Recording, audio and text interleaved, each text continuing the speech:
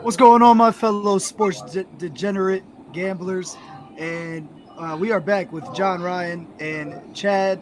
As always, we're going to break down this Thursday night game tonight. The Steelers at the Browns. It's a 4.5 point spread with the over/under set at 37.5. It's been dropping like crazy. What do you guys think for this game, man?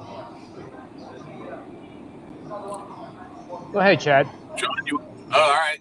So I'm up. All right. So I was telling AG before we came on. I actually think this is a funny game. There's some interesting angles with this one. So what you have going tonight is Mitchell Trubisky, who is no longer with the Bears, who drafted him number 2 overall, which in 2017, going up against the number 1 pick in that draft, Myles Garrett, with the Browns. And what's funny about that is who is the Cleveland Browns quarterback who is not able to play right now because of his league.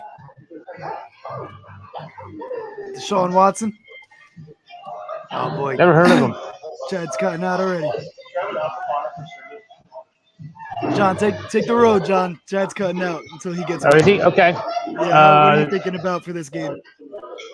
I think he was talking about that Boston Celtics coach or something. It's a football show, isn't it? Yeah, I don't know. Chad's all messed up. Yeah. He doesn't know what he's doing over here. Yeah, well, I'm over here at Tommy's Tavern in Princeton. A little shout out to them. But yeah, I like the Steelers here. And now that Chad's back, I want you to tell Chad at some point the shout out I gave him on the previous show. Yeah. At the end there. I mean, I couldn't have been nicer about Chad and his fervor for the LSU Tigers. I'm sure he totally believes us on that too. Yeah. Yeah, Chad, you'll see that. Everybody do their push-up just for seeing the logo now. Chad, you'll see that tonight. We got an episode dropping at halftime of the game tonight where we're going to dive into the Raiders and Titans with John Ryan. So look out for that at halftime of this game. But yeah, Chad, you'll see what John's talking about when you watch that later tonight. Fair enough. Yep. But what were you saying, Chad? We got the matchup right, so and then Deshaun Watson. Yeah. And My wife doesn't understand that, like, I got real important business going on right now. She tried to call me while I was in the middle of this hot take about the 2017 draft. So you got the number 1 pick, Myles Garrett, going up against the number 2 pick, Mitch Trubisky, in tonight's game. And on the bench, not playing for the Browns, is another quarterback who was available in that draft when Mitch Trubisky was taken 2nd overall, Deshaun Watson. So I think it's there's some interesting stuff at play. Mitchell Trubisky was drafted ahead of Deshaun Watson, Patrick Mahomes, are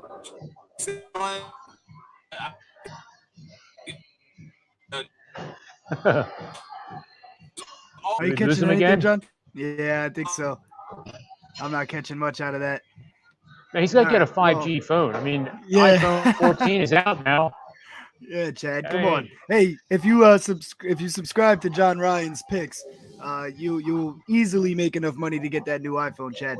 Easily. Give it like 4 or 5 weeks, you'll be there in no time. All right. Well, until he gets into some better signal, let's just let's talk about your picks, John. What are you thinking of here in this game? Well, I do like the Steelers. Tomlin is one of the best coaches, most underrated coaches, I think, historically in the NFL. He's been there since 2007.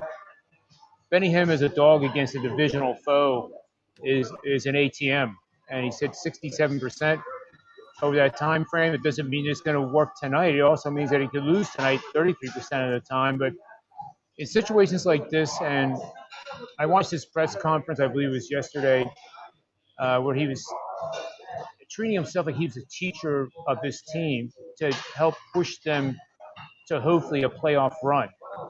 And that's a culture that takes a decade to build, and the Steelers have that culture in place. And I wouldn't be surprised to see the Steelers make it somehow, some way into the playoffs. And I think I can make a lot of cases here where the wrong team is favored. I like the Steelers defense matched up against the Browns in this situation. It's a primetime game. Tomlin is tremendous in primetime games, meaning that the game is either played Sunday night or Thursday or Monday. And I think the Steelers take care of business tonight. Again, the in-game betting strategy would be look for Cleveland to come out fired up. If they score first, take advantage of it. That's your opportunity right there. You're basically buying low, selling high. And if Cleveland scores first, I think in-game bet will be excellent. I'm not sure how I feel about who's winning this game on taking a side. I do think it's going to be close though. So if I'm going to pick something there, I'm going to go with the 4.5 on the Steelers side. I just don't trust that offense to put enough points on the board to end with the win. You know what I mean? It's possible. They got weapons, but that requires Mitch Trubisky showing up and throwing the ball accurately and getting them the ball. But I do like your point about their matchup defensively against the Browns offense. And we know that both teams in this game are going to try to run the ball a lot, probably kind of try to minimize quarterback mistakes in this game because it's a pretty even matchup on that front. So I think that if we're looking at player props, I think the best looks is these running backs in this game. Najee Harris, Kareem Hunt, Nick Chubb. Especially, it's supposed to be very windy tonight in Cleveland. Yep. So I think that the running games and even maybe Kareem Hunt with his receptions props would be a good look because they're probably going to, when they do throw, they're probably going to try to throw short because of that wind and everything. And like I said, minimize mistakes because I think both teams know that they have a chance to win this game without even scoring a lot of points. They know they can win with a 17 points on the board. You know what I mean? So they're going to be locked in defensively and they're going to try to minimize mistakes. So I really like running back props in this game as opposed to receivers. But when it comes to picking a side, I'm going to lean Steelers plus 4.5 because I think it'll be a very close game. But I just don't know if they have what it takes if they're going to get over the hump. You know what I mean? That would require Trubisky to make a couple key plays, and I don't know, man. It might be Kenny Pickett time sooner or later over there. Oh, I think I'm very excited to see Kenny Pickett get some action. You look at the line here now. Chad's back. We'll let him talk in a second. You look at the betting line I had is it's basically a Browns win of 21 to 16-ish, 17-ish, give or take. So my model says that there's a high probability the Browns will not score more than 20 and will be outgained on the ground. And now this weather situation is augmenting that. I mean, I wrote this a day and a half ago. Mm-hmm. So the Browns are 0-7 straight up, 2-5 against the number for 29% when scoring 21 or fewer points and getting outgained on the ground. Coach Tomlin in this situation is 38-39 straight up, but 44, 27, and 6 for 62%. And the over-under is 31-45 over-under, good for 59% winning under bets. Tomlin is profitable 12-9 straight up, 15-6, 71%, with an over-under of 9-12 in that situation I just mentioned. Mm-hmm.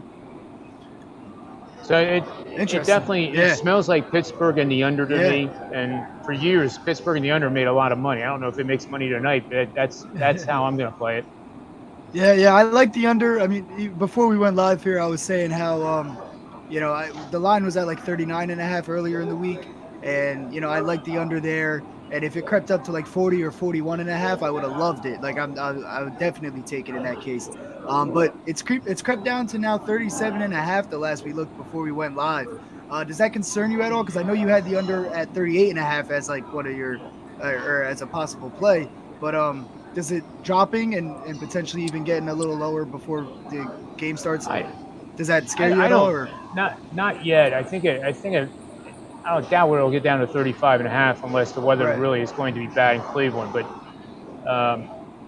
if you think about it, even 35.5 is somebody's going to have to score 21 points, and I don't see either one of them scoring 20 or 21 in this game. And I think it feels like more like a 17-14 game. A field goal at the end wins it. And I could be dead wrong, but I do think this, though, if you get a first quarter that is 7-7, you'll be able to get the under into the low 40s. Yeah. maybe 42 and a Right. half. And if you get 42 and a half, that's a golden nugget there. Whether it wins or loses, it doesn't. It does matter if it loses, of course. But over the course of the season, if you let that volatility work in your favor, you're gonna make money over time. Yeah, if you're consistent playing that, Yeah. it's a value play there. But it might not win you if you just pick one game to use that strategy and you lose and you don't do it again. Obviously, you're losing in that case. But Right. what John's getting at is like if you stay consistent with that strategy, tonight might lose. Oh well, but the next time you play it, it'll win, and it's a profitable strategy, which is what John gets into. So you should definitely check out his Twitter and his articles at gambling.com because I'm most concerned about Chad going over the speed limit. And I'm it looks like okay. I'm okay. we have better chances of them going over just than hope- the points going over I tonight. just That's hope, for sure. I just hope I can get. I hope I can get my take in before I lose signal again. Go for it. While you have it, go for it. Yeah. So I could not disagree more. And this is a first. Well, I would say it's a first because I think we disagreed a little bit on the that opening Monday night game with Denver and Seattle. At least the metrics didn't show what my model for this weird corner case for that type of game shows. But I actually see all right, so you got prime time in the dog pound, number one. Second, you've got a team in Cleveland that's averaging 200 yards a game on the ground, and Pittsburgh's averaging around 80. And you're saying that you have Pittsburgh outgaining them on the ground, and Pittsburgh has maintained possession of the ball for about 25 minutes a game, and Cleveland has possessed the ball for about 35 minutes a game. So I see this actually being, a possession type game where I think Pittsburgh continues to struggle to maintain possession of the ball. I think they really got bailed out week one by some turnovers from the Bengals and by some miscues in the kicking game and special teams by the Bengals. And I don't see them getting bailed out like that here tonight. And I actually have Cleveland winning. I have them minus the 4. It was 4 when I picked it, but I think I'm even comfortable going with them minus the 4.5. And I'm not sure about the over under.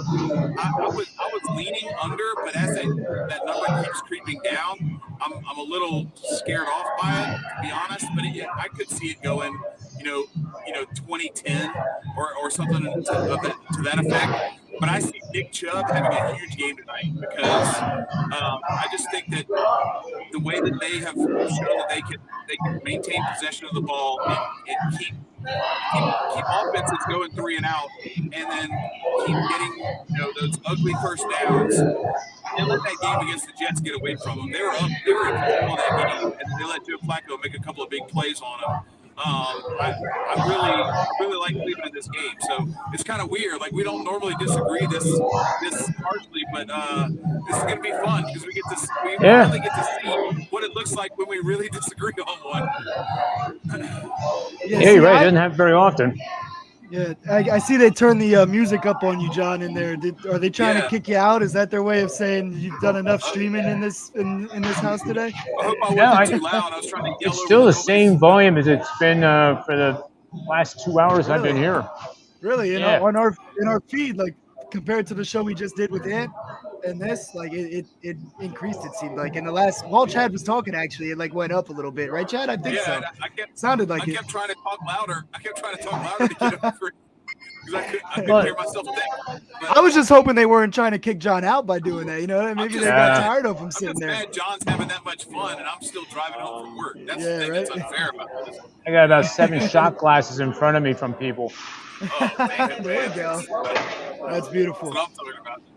I'm gonna stick them in my. I'm gonna stick them in my pocket and then I'll use them elsewhere. Yeah, we'll show up to Tiger's Tail and just throw them on the table. You'll get a bunch of free drinks. Yeah, there you go. Yep. But I kind of like this. I like this healthy rivalry that I'm manufacturing in my own head between Mitch Trubisky and Deshaun Watson and Myles Garrett, where the Browns are really going to have it out for the guy that got drafted ahead of their quarterback, and then Myles Garrett is going to be out there to kind of prove that he deserved to be that number 1 pick overall in 2017. And maybe Trubisky has a little bit of a chip on his shoulder as well to kind of prove himself in that regard.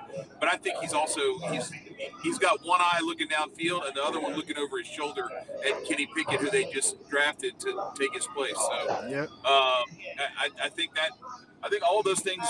Now the Mike Tomlin X factor, I don't. It's always tough. The Steelers are always an enigma. You never really know.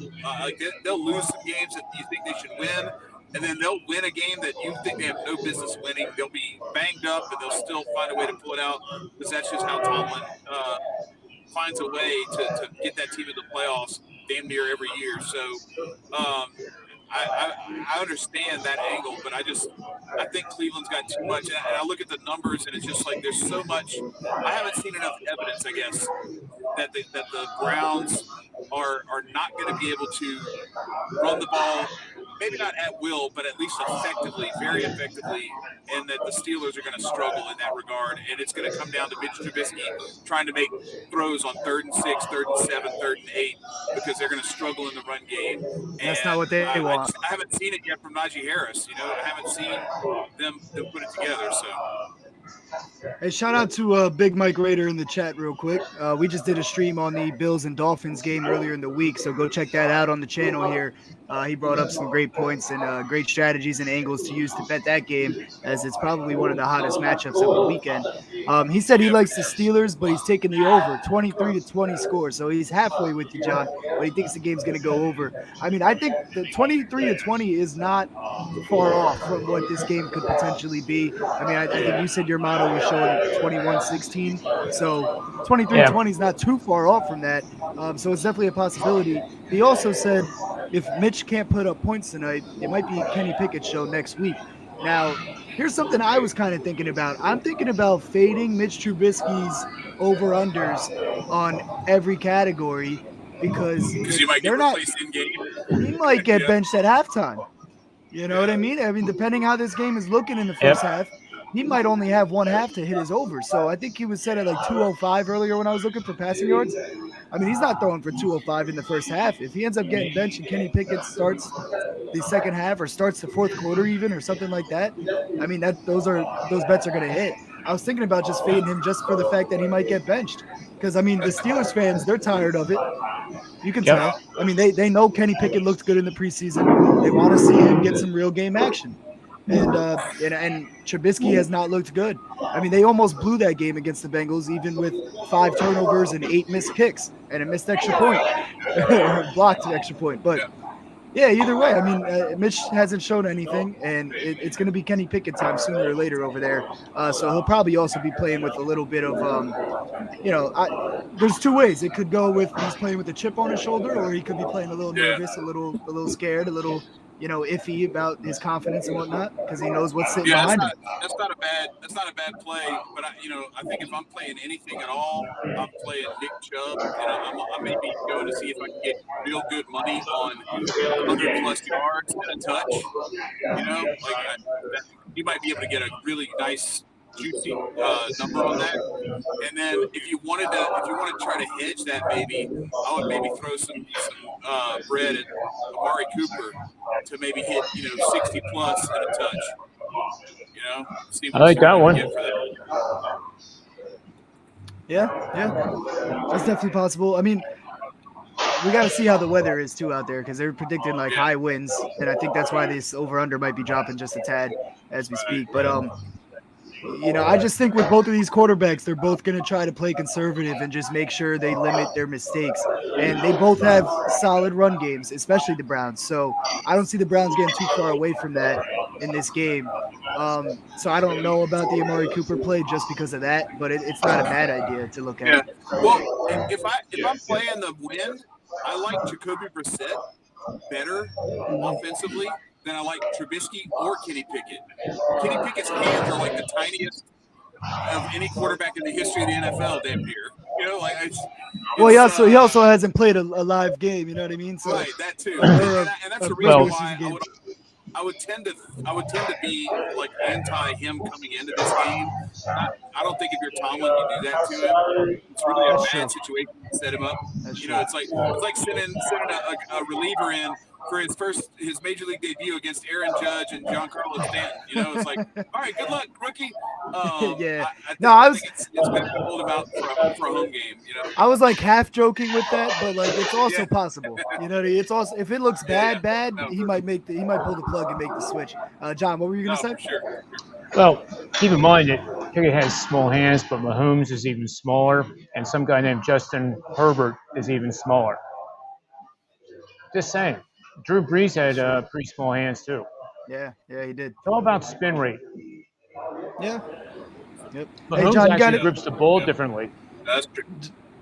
John, I know you had to get out of here relatively soon. So, did you have anything else you wanted to add? We could pretty much wrap it up after that if you don't have anything else to add.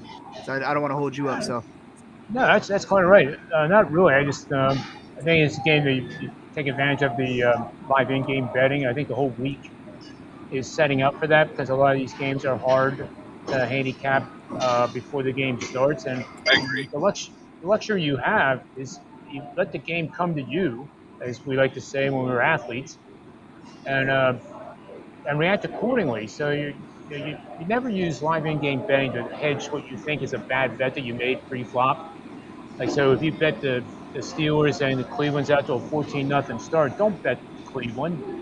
That's you're running the risk then of losing both and middling yourself. It would be much better to just do 50% of your bet on the team you like, and then add to it accordingly at better levels. And you're probably going to get better levels even a low-scoring game like tonight. Yep. And with that being said, make sure you guys go follow John Ryan on Twitter. His Twitter link is in the description below because sometimes during those live strategies like he's talking about, he'll tweet out something and say, hey, look, this might be a good time to take this. So there's value coming from all angles with John. So make sure you guys go follow him and use all his links on his Twitter to get to his other stuff because, I mean, you could take some of the free picks. They're profitable as well. And he gives them out as a favor for everybody because like you were saying on the last stream we did, John, you don't want to take this 78% winner and just not give it to anybody. So, you got to share the wealth a little bit. But once you hit a couple of those, use some of that money, as Ant said in the last stream, use some of that money and go buy that package. And then you'll get the actual premium bets, which he did not give you for this game yet. So go check him out. And, we appreciate you coming on, man. Me and John will be back, at least me and John, maybe Chad if he's available. We'll be back tomorrow afternoon to discuss a couple more games from the Sunday slate. But best of luck betting tonight, man. Good luck, guys. And, John, you want to hit him with your little line? Oh, bet with your head not over it.